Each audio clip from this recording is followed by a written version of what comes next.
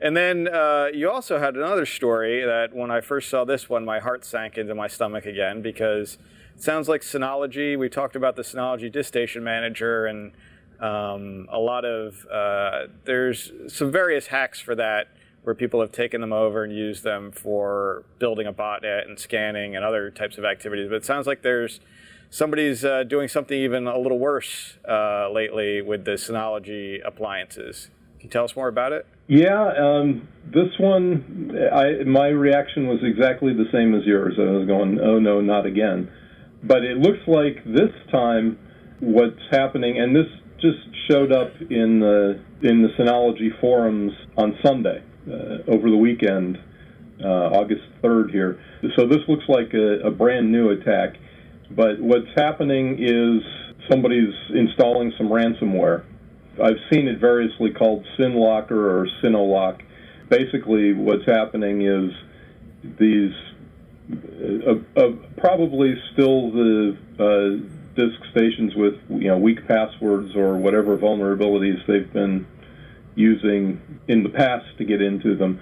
What they're doing now is they're installing some ransomware on the device, so that when you connect to your NAS storage, you get a pop-up saying they're holding all of your files for ransom, and then they start going through and encrypting the files, and they ask for, I think it was 0.6 bitcoins as the ransom. Don't remember what that translates to in dollars today, but so yeah, we've seen the CryptoLocker and other variants of ransomware on Windows. We've seen some claiming to be that, but that weren't on Android, and I think more recently there may have actually been some ransomware on Android.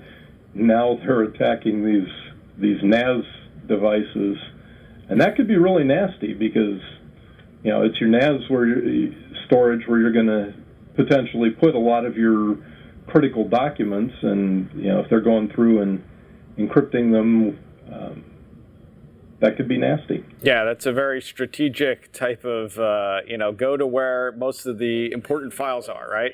You get PCs, you may or may not get a machine that has critical files on it, but more often than not, people who have some kind of network-attached storage, disk array, are going to keep all their important stuff on there. So that's the purpose of them for the most part, right? It looks like 0.6 bitcoins is roughly $350 about now. Wow. Yeah, that's pretty pricey compared to some of the ransomwares we've seen. My concern would be how do I get 0.6 bitcoins to even pay the ransom? I wouldn't even know how to acquire that.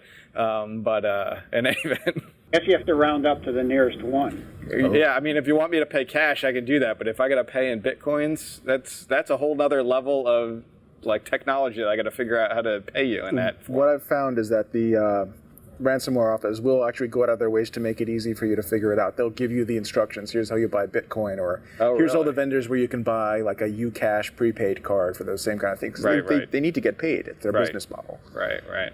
Interesting. And I did grab a quick chart on the Port 5000 TCP scanning. We've been talking about this for at least the better part of this year.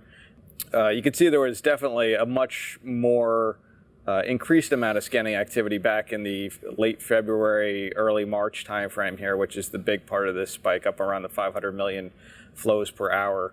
But there have been, scanning incidences here over the past. So it looks like July 4th, there was a big one that kicked off and has kind of trailed off here, which might be involved, related to this somehow. So obviously there are people still looking for these devices out there to compromise them, and obviously that's the case based on this story here. So, although given the change in those volumes, it makes me wonder a little bit if some of the machines were long compromised and only at one point maybe they were handed off to another party, like whoever owned that particular set of Synologies wasn't getting much out of it for Bitcoin mining or whatever they want. Perhaps they were like, well, who else needs these? You sell it on the underground market, and then someone else with a ransomware modus operandi can make a lot of coin off it. Yeah, that's very possible.